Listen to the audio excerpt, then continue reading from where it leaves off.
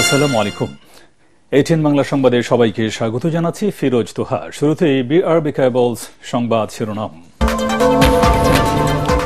আইন করে নয়, সুষ্ঠু নিরপেক্ষ নির্বাচন আয়োজনে গণতন্ত্রে উত্তরণের একমাত্র পথ, মন্তব্য মির্জা ফখরুলের। বিএনপির অগ্রযাত্রা বাধাগ্রস্ত করতে ভোট বানচালের ষড়যন্ত্র। যেসব ইস্যুতে ঐক্যমত হয়নি জুলাই সনদে তা অন্তর্ভুক্ত না করার পরামর্শ বিশেষজ্ঞদের। সুষ্ঠু ভোট আয়োজনে আইন শৃঙ্খলা পরিস্থিতির উন্নতি জরুরি। রাস্তা সংস্কার না হয় কুমিল্লার দেবিদার চান্দিনা সড়কে মাছ ছেড়ে এনসিপি নেতা হাসনাত আব্দুল্লাহর প্রতিবাদ।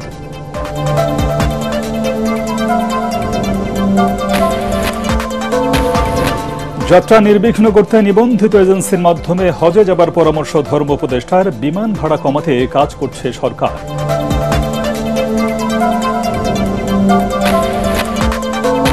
এবং বৃষ্টির অজুহাতে আরও বেড়েছে সবজির দাম, ঊর্ধ্বমুখী মাছ ও ডিমের মূল্য, দেশে হারা সাধারণ মানুষ।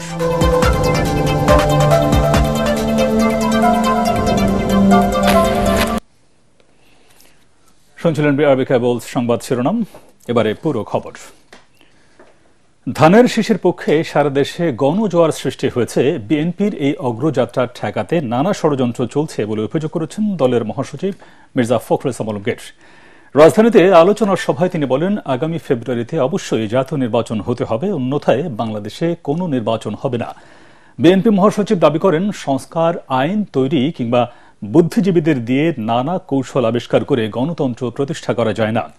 জাতীয় নির্বাচনের আগে প্রশাসনকে একটি নির্দিষ্ট দলের অনুগতদের দিয়ে সাজানো হচ্ছে বলে অভিযোগ করেন তিনি। বিস্তারিত জানাচ্ছেন মইনুল হাসান।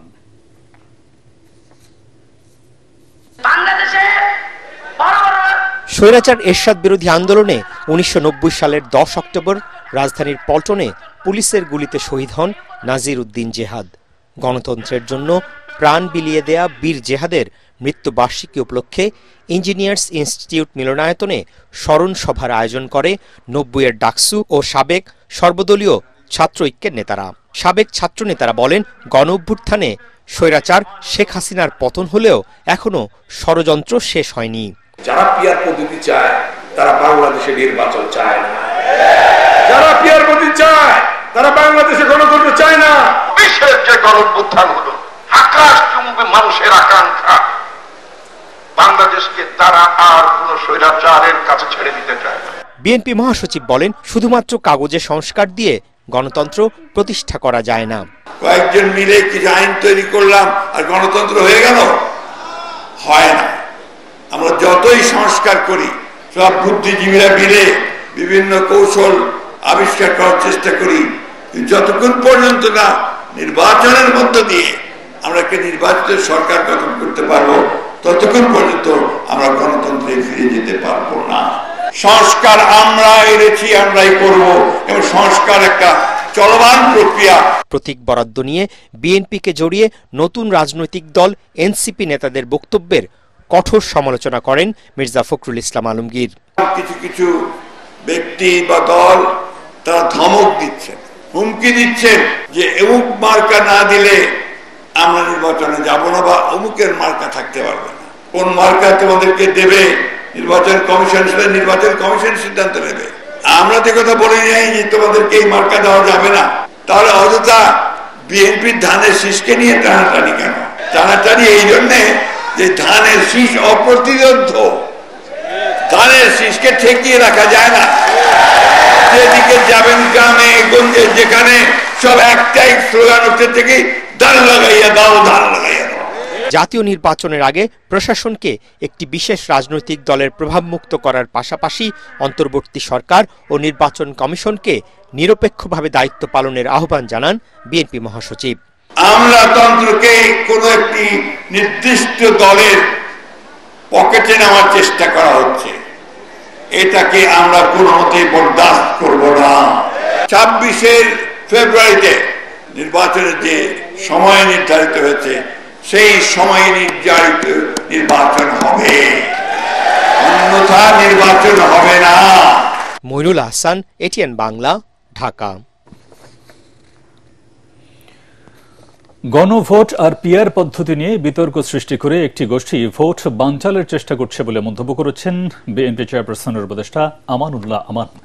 সকালে শহীদ জেহাদ দিবস উপলক্ষে দৈনিক বাংলা মোড়ে জেহাদ স্মৃতি স্তম্ভে শ্রদ্ধা নিবেদন শেষে তিনি একথা বলেন। এ সময় শহীদ জেহাদের লাশকে সামনে রেখে ছাত্র জনতা স্বৈরাচারের স্বাদের পতনের অঙ্গীকার করেছিল উল্লেখ করে তিনি বলেন, জেহাদের স্বপ্ন ছিল একটি গণতান্ত্রিক বাংলাদেশ, যেটি 1991 সালে প্রতিষ্ঠিত হয়েছিল, কিন্তু তারপরে আওয়ামী দুঃশাসনে সেই গণতান্ত্রিক বাংলাদেশ পথ হারিয়েছে। জেহাদের পরিবারের সদস্যরা বলেন, বাংলাদেশে গণতন্ত্র প্রতিষ্ঠা পেলেই জেহাদের আত্মদান সার্থক হবে। 1990 সালের 10 অক্টোবর স্বৈরাচার বিরোধী আন্দোলনে রাজধানীর পল্টনে পুলিশের গুলিতে শহীদ হন নাজির উদ্দিন জেহাদ।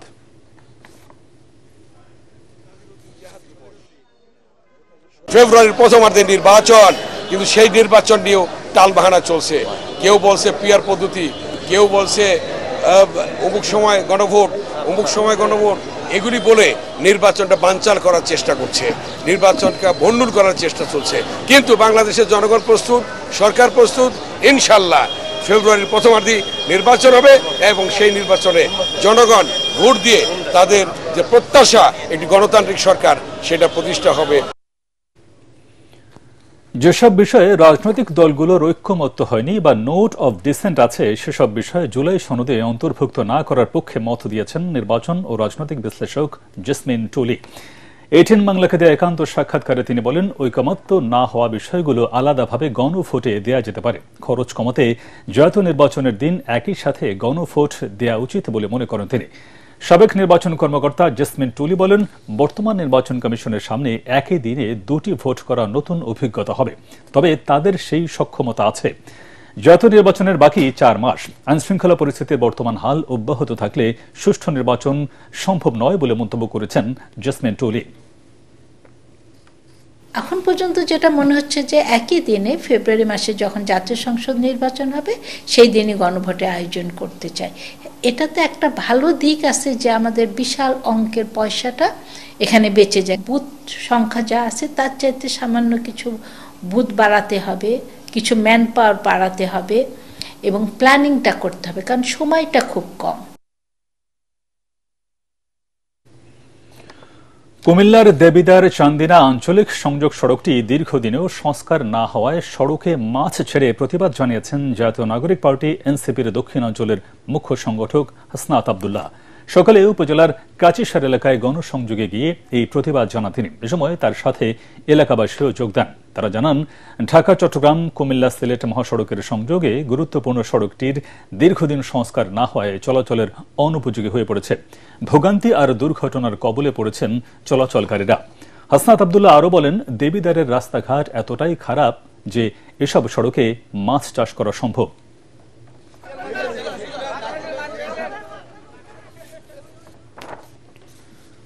হজ যাত্রা নির্বিঘ্ন করতে দালালদের মাধ্যমে নয়, নিবন্ধিত এজেন্সির মাধ্যমে হজে যাবার আহ্বান জানিয়েছেন ধর্ম উপদেষ্টা আ.ফ.ম. খালিদ হোসেন। তিনি বলেন, হজের বিমান ভাড়া আরও কমাতে কাজ করছে সরকার।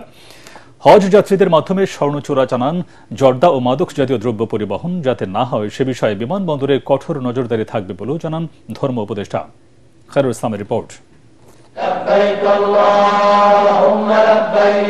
ইসলামের 5টি স্তম্ভের মধ্যে পবিত্র হজ অন্যতম।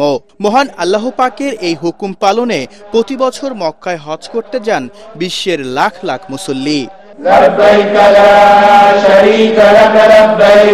চাঁদ দেখা সাপেক্ষে আগামী বছর 27 মে হজ হওয়ার সম্ভাবনা রয়েছে। 2026 সালের হজকে কেন্দ্র করে বাংলাদেশে 27 জুলাই থেকে শুরু হয়েছে নিবন্ধন, যার শেষ সময় নির্ধারণ করা হয়েছে 12 অক্টোবর পর্যন্ত। তবে 1,27,098 জনের মধ্যে এখন পর্যন্ত সরকারি বেসরকারি মিলিয়ে নিবন্ধন করেছেন মাত্র 20,000। তাই এবার কোটা পূরণ না হওয়ার আশঙ্কা হজ এজেন্সি মালিকদের। ধারণা করতেছি এটা হয়তো 1,27,198 জন, যেটা সরকারি এবং বেসরকারি ব্যবস্থাপনা যাওয়ার কথা, এটা হয়তো ফুলফিল হবে না। সৌদি সরকারের কাছে আবেদন করি হলো 1 মাস না বাড়ালে বাংলাদেশ থেকে হাজি 50,000 যাবে না। যারা 2026 সালে হজে যাওয়ার নিয়ত করেছেন, অবশ্যই 12 অক্টোবরের মধ্যে আপনারা আপনাদের স্ব এজেন্সি বা সরকার যেখানে আপনারা যেতে চান যোগাযোগ করে আপনাদের নিবন্ধন নিশ্চিত করবেন। হজের বিমান ভাড়া আগের বছরের তুলনায় প্রায় 13,000 টাকা কমিয়ে 3টি প্যাকেজ ঘোষণা করেছে সরকার, যা আরও কমানোর চেষ্টা করছে ধর্ম মন্ত্রণালয়। উপদেষ্টা মহোদয়ের সাথে আমার একটা জেন্টলম্যান এগ্রিমেন্ট হয়েছে, তিনি আগামী 2 মাসের মধ্যে বিমানের এই ভাড়া পর্যালোচনা করবেন এবং তিনি আরও কিছু কমাবার আশ্বাস দিয়েছেন। হাজিদের মাধ্যমে যেন স্বর্ণ চোরাচালান, জর্দা ও মাদক জাতীয় দ্রব্য পরিবহন না হয় সে বিষয়ে মনিটরিং বাড়ানো হবে বলে জানান উপদেষ্টা।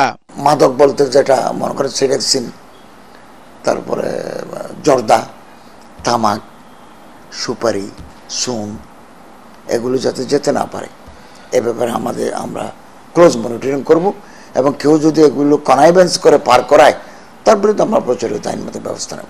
সাগর পথে হজ যাত্রার জন্য বাংলাদেশে কোনো জাহাজ নেই বলে জানান খালিদ হোসেন। আরব সাগর মহাসমুদ্র আপনি পাড়ি দিবেন, যেতে মনে করেন 7 দিন, আসতে 7 দিন। এই যে উত্তাল তরঙ্গমালা, এগুলো তো আপনি লক্কর চক্কর জাহাজ দিয়ে পারবেন না। এগুলো আধুনিক সিস্টেম আছে, এখন আধুনিক মেরিটাইম, এই জাহাজ বাংলাদেশ নেই। হজের নিবন্ধনের সময় বাড়াতে সৌদি সরকারের কাছে অনুরোধ করা হবে বলেও জানান ধর্ম উপদেষ্টা। সৌদি সরকার সময় বাড়াতে পারে। খায়রুল ইসলাম, এটিএন বাংলা, ঢাকা। টানা কয়েক সপ্তাহ ধরে চড়া সবজির বাজার, 80 থেকে 100 টাকা দরে বিক্রি হচ্ছে অধিকাংশ সবজি। বিক্রেতারা বলছেন বাজারে শীতের সবজি এলেই কমবে দাম। এদিকে ইলিশ ও সামুদ্রিক মাছ ধরা বন্ধ থাকায় দাম বেড়েছে মাছ ও ডিমের। প্রয়োজন আর সামর্থ্যের ভারসাম্য করতে দেশে হারা সাধারণ মানুষ। সাপ্তাহিক বাজার দর নিয়ে তরিক ইসলামের রিপোর্ট। বৃষ্টি উপেক্ষা করে শুক্রবার ক্রেতাদের ভিড় রাজধানীর কাউরান বাজারে। অলিগলি ও স্থানীয় বাজার থেকে কিছুটা কম দামে পণ্য কিনতে এই বাজারে এলেও দাম কম না পাওয়ায় হতাশ ক্রেতারা। টানা কয়েক মাস ধরে দাম চড়া সব ধরনের সবজির। পেঁপে আর আলু ছাড়া 60 টাকার নিচে মিলছে না কোনো ধরনের সবজি। ফ্যামিলি চালাইতে হলে তো ভাই কিনতে হবে, খাইতে হবে না, খাইতে হলে তো কেনা লাগবে, বুঝতে পারছেন? আমাদের দাম তো আগের থেকে বাড়তি। বাজারটা মূলত নিয়ন্ত্রণ হয় সিন্ডিকেট। তো আমার মনে হয় যদি মধ্যস্বত্বভোগীরা না থাকে, ডিরেক্ট মানে উৎপাদক থেকে ভোক্তা পর্যায়ে করা যায়, তাহলে হয়তো বা সবজির দাম কমতে পারে। এখন তো বর্ষা সিজন যাইতে আছে, আমদানি কমের কারণে দামটা বেশি, আমদানি বাড়বো, কাঁচামালের দাম অটোমেটিক কমে যাবে। এদিকে ঝাঁজ বেড়েছে পেঁয়াজের। মাসের ব্যবধানে কেজি প্রতি 20 টাকা বেড়ে 75 টাকা দরে বিক্রি হচ্ছে 1 কেজি পেঁয়াজ। বাজার ভেদে কোথাও কোথাও দাম আরো বেশি। এটা সিন্ডিকেটই তো, সিন্ডিকেট না হলে মনে করেন যে কেজিতে 15-20 টাকা বাইরে যা, ইন্ডিয়ানের নাম শুনলে কমে, ইন্ডিয়ান বন্ধ হয়ে গেলে বাইরে যা, সিন্ডিকেটই তো এটা একমাত্র। এদিকে নদীতে মাছ ধরা বন্ধ থাকায় প্রভাব পড়েছে মাছের বাজারে। কেজি প্রতি 20 থেকে 50 টাকা বেড়েছে সব ধরনের দেশীয় মাছের দাম। আগের মতো কিনতে পারে না দেশীয় মাছ, এখন তো সমুদ্রের মাছ এখন বন্ধ, যেহেতু এম্বার্গো আছে, সেই সুবাদে যে এখন বিলের মাছ, খালের মাছগুলি একটু দাম বেশি। নিত্যপণ্যের ঊর্ধ্বগতির প্রভাব পড়েছে ডিমের বাজারেও। গরিবের আমিষের উচ্চখ্যাত ডিমের ডজন 5 থেকে 10 টাকা বেড়ে বিক্রি হচ্ছে 135 টাকা দরে। এরকম বৃষ্টিটা মোটামুটি না থাকতো আর সবজির দাম যদি একটু কম থাকতো তাহলে ডিমের দাম অবশ্যই আরো কম। তরিক ইসলাম, এটিএন বাংলা, ঢাকা। চট্টগ্রাম বিশ্ববিদ্যালয় কেন্দ্রীয় ছাত্র সংসদ চাকসু নির্বাচনের বাকি আর 4 দিন। 35 বছর পর হতে যাওয়া এই নির্বাচনকে ঘিরে ক্যাম্পাসে বিরাজ করছে উৎসবের আমেজ। চাকসুর 26টি পদে লড়ছেন প্রায় 400 জন। হল সংসদ সহ মোট প্রার্থী প্রায় 9 শতাধিক। এদিকে রাকসু নির্বাচনকে কেন্দ্র করে প্রার্থী ও ভোটারদের পদচারণায় মুখরিত হয়ে উঠছে বিশ্ববিদ্যালয় ক্যাম্পাস। নির্বাচন ঘিরে প্রার্থীদের কেউ গান গেয়ে আবার কেউ আবৃত্তি করে ভোটারদের মন জয় করছেন। প্রতিনিধিদের পাঠানো তথ্যচিত্র নিয়ে রিপোর্ট করছেন আশিকুর রহমান। চট্টগ্রাম বিশ্ববিদ্যালয়ে ছাত্র সংসদ চাকসু নির্বাচনের বাকি আর মাত্র কয়েকদিন, তাই শেষ সময়ে ক্যাম্পাস জুড়ে চলছে প্রচারণা। গানে গানে নানা ঢঙে প্রচারণা চালাচ্ছেন প্রার্থীরা। চট্টগ্রাম বিশ্ববিদ্যালয়ের 70% শিক্ষার্থী অনাবাসী, যার অধিকাংশই চট্টগ্রাম শহর থেকে শাটল ট্রেনে করে ক্যাম্পাসে আসেন। শাটল ট্রেনেও তাই চলছে ভোটের প্রচারণা। প্রায় 3 বছর ধরে ক্যাম্পাসে আছি, আমরা কখনো আমাদের কোনো দাবি নিয়ে সঠিক উপায়ে স্যারদের কাছে পৌঁছাতে পারিনি। প্রত্যাশা যে যারা প্রার্থী আছে তারা হচ্ছে জিতলে বা যারা জিতবে তারা হচ্ছে আশা করি যে তারা যে যে কথাগুলো বলতেছে বা যে ছাত্রদের যে সুবিধা সুযোগ সুবিধা সেগুলো নিয়ে কাজ করবে। প্রার্থীদের প্রচারণায় সরগরম ক্যাম্পাসের বিভিন্ন অনুষদ। ক্লাস শেষে ভোটারদের হাতে প্রচারপত্র তুলে দেওয়ার পাশাপাশি নির্বাচিত হলে কি করবেন তাও জানাচ্ছেন প্রার্থীরা। আমার মা শিক্ষার্থীদের জন্য ডে কেয়ার সেন্টারের ব্যবস্থা, আমার নামাজের স্থান বিশ্ববিদ্যালয় গুরুত্বপূর্ণ স্থানে, তারপর যদি বলতে যে আত্মরক্ষামূলক প্রশিক্ষণ, কারিগরি শিক্ষা, এরকম বহুবিধ আমার কিছু ইশতেহার আছে যেগুলো আমি আসলে জয়যুক্ত হলে খুব দ্রুততম সময়ের মধ্যে আসলে প্রস্তাব করতে পারবো। আবাসন সমস্যা সমাধানের জন্য সিন্ডিকেটে পাশ হওয়া 10টি হল নির্মাণের কথা, এই হলগুলো যাতে নির্মাণ হয় আমাদের পক্ষ থেকে প্রশাসনকে সর্বোচ্চ প্রেসার করা হবে। প্রত্যেকটা মাসে 2টা করে মানসিক স্বাস্থ্যসম্মত 2টা সেমিনার থাকবে। ইস্তেহারে রেখেছি যে ছাত্রীদের সমস্যাগুলোর মধ্যে প্রাইম যে সমস্যাগুলো আবাসনের, খাদ্যের, স্যানিটাইজেশন, হলগুলোতে মেডিসিন কর্নার নাই, ওগুলো কর্নার স্থাপন করা। রাবিয়ান ভাই বোনদের শুভেচ্ছা এবং অভিনন্দন জানাচ্ছি। এদিকে আর মাত্র 6 দিন বাকি রাকসু নির্বাচনের। শেষ সময় প্রার্থী ও ভোটারদের পদচারণায় মুখরিত বিশ্ববিদ্যালয় ক্যাম্পাস। নির্বাচনকে ঘিরে প্রার্থীদের কেউ গান গেয়ে আবার কেউ আবৃত্তি করে ভোটারদের মন জয় করছেন। নির্বাচনে জাতীয়তাবাদী ছাত্রদল মনোনীত ঐক্যবদ্ধ নতুন প্রজন্ম ও ইসলামী ছাত্র শিবির মনোনীত সম্মিলিত শিক্ষার্থী জোটসহ মোট 11টি প্যানেল প্রতিদ্বন্দ্বিতা করছেন। আগামী 15 অক্টোবর চাকসু নির্বাচন অনুষ্ঠিত হবে, আর রাকসুতে ভোট হবে 16 অক্টোবর। আশিকুর রহমান, এটিএন বাংলা। ভারী বৃষ্টি ও উজান থেকে নেমে আসা পাহাড়ি ঢলে বগুড়ার ধুনট উপজেলার শহরাবাড়িতে দেখা দিয়েছে ভয়াবহ নদী ভাঙন। যমুনা নদীর প্রবল স্রোতে শহরাবাড়ি খেয়াঘাট এলাকায় একাধিক স্থাপনা নদী গর্ভে বিলীন হয়ে গেছে। বন্যা নিয়ন্ত্রণ বাঁধের দক্ষিণ পাশে ভাঙনের তীব্রতা আরও বেড়েছে। এর মধ্যে নদী গর্ভে তলিয়ে গেছে বেশ কিছু প্রতিষ্ঠান ও ফসলি জমি। পানি উন্নয়ন বোর্ড জানায় জিও ব্যাগ ফেলে ভাঙন ঠেকানোর কাজ চলছে। এদিকে শেরপুর সদর উপজেলার চরপক্ষিমারি ইউনিয়নের পুরনো ব্রহ্মপুত্র নদের ভাঙনে দক্ষিণ ভাগলঘর গ্রামের আরও 30টি পরিবারের বসত ভিটা বিলীন হয়ে গেছে। হুমকির মুখে রয়েছে অনেক স্থাপনা। সব হারিয়ে নিঃস্ব পরিবারগুলো আত্মীয় স্বজন কিংবা অন্যের বাড়িতে আশ্রয় নিতে বাধ্য হয়েছে।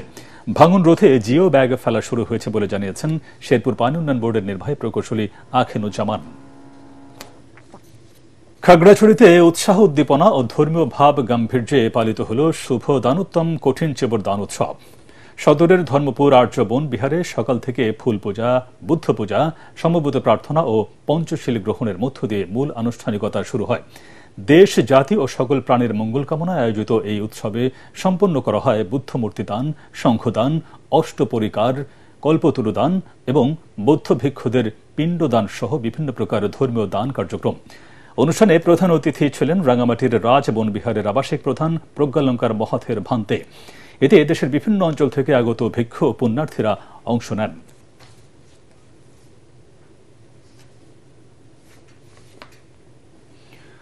লক্ষ্মীপুরের প্রত্যন্ত গ্রাম মহাদেবপুরে এক স্থাপত্য শৈলীর অনন্য নিদর্শন বায়তুল মামুর জামে মসজিদ। স্থাপত্যে ব্যতিক্রম, সৌন্দর্য অনন্য এই মসজিদ এখন এলাকাবাসীর গর্ব আর দর্শনার্থীদের আকর্ষণের কেন্দ্রবিন্দুতে পরিণত হয়েছে। লক্ষ্মীপুর প্রতিনিধি মেহরাজউদ্দিন রবিনের পাঠানো রিপোর্ট জানাচ্ছেন ফারহিন ইসলাম টুম্পা।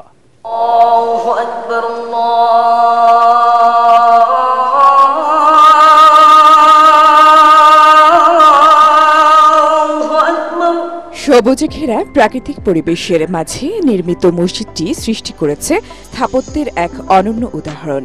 কংক্রিটের ঢালাইয়ের টানেল আকৃতির ডিজাইনে নির্মিত, অথচ ব্যবহার করা হয়নি কোনো বিম বা কলাম। ফলে অবকাঠামোগতভাবেও মসজিদ নির্মাণের রয়েছে আলাদা বৈশিষ্ট্য, যাকে ঘিরে মানুষের আগ্রহ সৃষ্টি হয়েছে। মসজিদের সামনে ও পেছনে সম্পূর্ণ কাজ। সূর্যের আলো ও মসজিদের ছায়া মিলেমিশে তৈরি করে এক মোহময় সৌন্দর্য। প্রতিদিন বিকেলে পুকুরের জলে প্রতিফলিত হয় এই দৃশ্য দেখতে দূর দূরান্ত থেকে ছুটে আসেন দর্শনার্থীরা। রাতের বেলা যখন লাইট গুলা জ্বালানো হয়, ভিতরে পরিবেশ খুবই সুন্দর দেখা যাচ্ছে। বহু কাজটা বাকি রয়েছে, কিন্তু এখানেও তো প্রায় 2 কোটি টাকার কাছাকাছি শেষ হয়ে গেছে। আমাদের লক্ষ্মীপুর জেলার মধ্যে এবং বাংলাদেশের মধ্যে পুরো কাজ কমপ্লিট একটা সুন্দর মসজিদ হিসেবে পরিগণিত হবে আমরা আশা করি। রাতে আলোকসজ্জায় এই মসজিদটি হয়েছে আরো আকর্ষণীয়। স্থানীয় শিল্পপতি ফরহাদ হোসেন নেহাল চৌধুরীর উদ্যোগে 2021 সালে শুরু হয় এই মসজিদের নির্মাণ কাজ। এর নকশা করে ঢাকার একটি স্থাপত্য প্রতিষ্ঠান। এখন পর্যন্ত প্রায় 60% কাজ শেষ হয়েছে। পূর্ণাঙ্গ হলে একসঙ্গে নামাজ পড়তে পারবেন প্রায় 400 মুসল্লি। বায়তুল মামুর জামে মসজিদ শুধু নামাজ পড়ার স্থান নয়, হয়ে উঠেছে নান্দনিক স্থাপত্যকলার এক অনন্য নিদর্শন। পরিণত হয়েছে লক্ষ্মীপুরবাসীর গর্বের প্রতীকে। Bureau report, ATN Bangla. Pubali bank বাণিজ্য সংবাদ।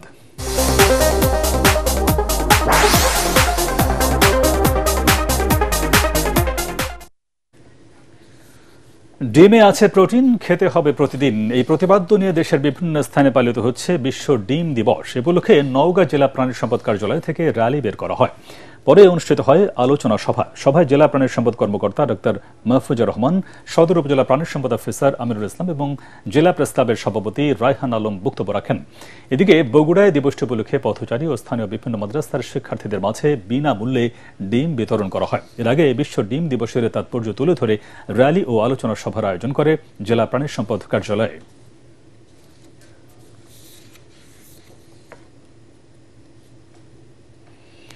আল আরাফা ইসলামী ব্যাংক অর্থ সংবাদ।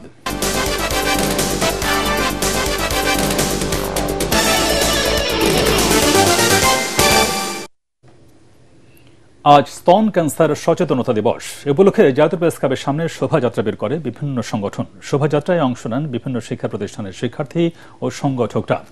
দিবসটি উপলক্ষে প্রেস ক্লাবে আলোচনা সভার আয়োজন করে স্তন ক্যান্সার সচেতনতা ফোরাম। এতে ক্যান্সার বিশেষজ্ঞ অধ্যাপক ডাক্তার হাবিবুল্লাহ তালুকদার রাস্কিনের সভাপতিত্বে অংশ নেয় বিভিন্ন সংগঠনের প্রতিনিধিরা। এ সময় ওয়ার্ল্ড ক্যান্সার সোসাইটি বাংলাদেশের সভাপতি ডক্টর সৈয়দ হুমায়ুন কবির বলেন, লজ্জার কারণে অনেকেই উপসর্গ গোপন করে রাখেন, ফলে চূড়ান্ত পর্যায়ে ক্যান্সার শনাক্ত হওয়ার কারণে সুস্থ হওয়ার সম্ভাবনা কমে যায়। দেশে প্রতি বছর 13,000 নারী স্তন ক্যান্সারে আক্রান্ত হন, যার অর্ধেকেরও বেশি মৃত্যুবরণ করেন। সন্তানী লাইফ ইন্স্যুরেন্স আন্তর্জাতিক সংবাদ।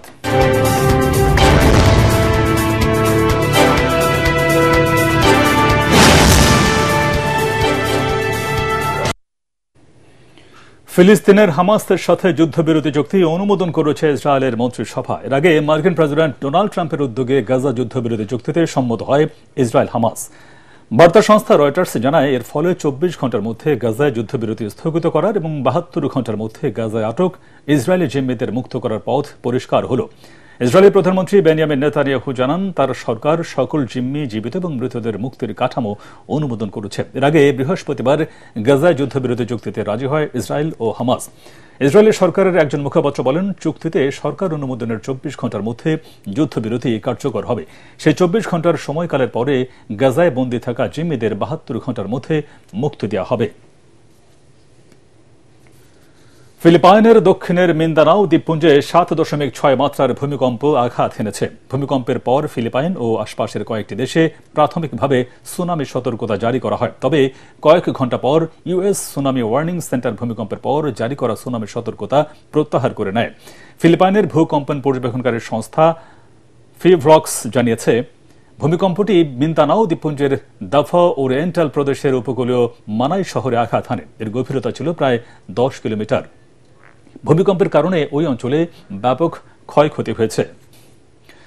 নানা কর্মসূচির মধ্য দিয়ে পালিত হচ্ছে বিশ্ববরেণ্য শিল্পী SM সুলতানের 31তম মৃত্যুবার্ষিকী। এ উপলক্ষে জেলা প্রশাসনের উদ্যোগে নানা কর্মসূচি নেওয়া হয়েছে। এর মধ্যে ছিল পবিত্র কোরআন খতম, শিশুদের চিত্রাঙ্কন প্রতিযোগিতা, শিল্পীর সমাধিতে শ্রদ্ধাঞ্জলির জ্ঞাপন এবং বিশেষ দোয়া মাহফিল। এছাড়াও শিশু স্বর্গের শিশুদের আঁকা চিত্রকর্ম প্রদর্শনী এবং সবশেষ পুরস্কার বিতরণী ও আলোচনা সভা অনুষ্ঠিত হয়। এ সময় উপস্থিত ছিলেন জেলা প্রশাসক, পুলিশ সুপার, জেলা পরিষদের নির্বাহীরা। তারা বলেন, শিল্পী SM সুলতান তার শিল্পকর্মের মাধ্যমে গ্রাম বাংলার মেহনতি মানুষের শক্তি ও জীবন সংগ্রামকে বিশ্ব দরবারে তুলে ধরেছিলেন।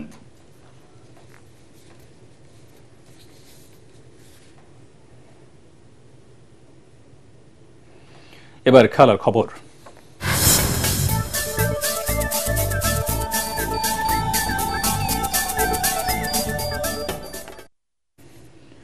নারী ওয়ানডে বিশ্বকাপে নিজেদের তৃতীয় ম্যাচে বিকেলে নিউজিল্যান্ডের মুখোমুখি হবে বাংলাদেশ। প্রথম ম্যাচে পাকিস্তানকে হারানোর পর দ্বিতীয় ম্যাচে ইংল্যান্ডকে কাঁপিয়ে দেয় টাইগার্সরা। তবে আম্পায়ারের কিছু বিতর্কিত সিদ্ধান্তে সুযোগ পেয়েও শেষ পর্যন্ত ইংলিশদের হারাতে পারেনি নিগার সুলতানা জ্যোতির দল।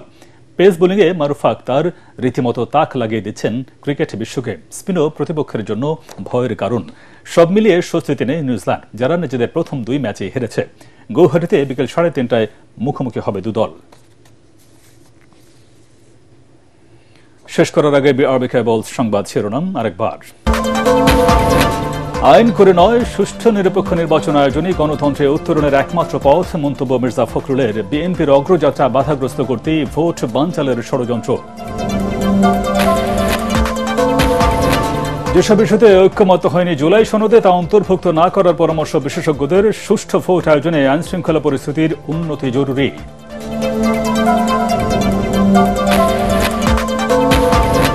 রাস্তার সংস্কার না হওয়ায় কুমিল্লার দেবিদার চান্দিনা সড়কে মাছ ছেড়ে এনসিপি নেতা হাসনাত আব্দুল্লাহর প্রতিবাদ।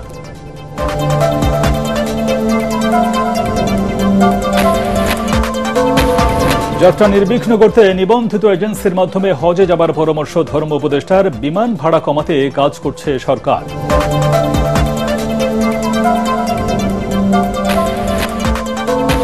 এবং বৃষ্টির অজুহাতে আরও বেড়েছে সবজির দাম। ঊর্ধ্বমুখী মাছ ও ডিমের মূল্য দিশেহারা সাধারণ মানুষ।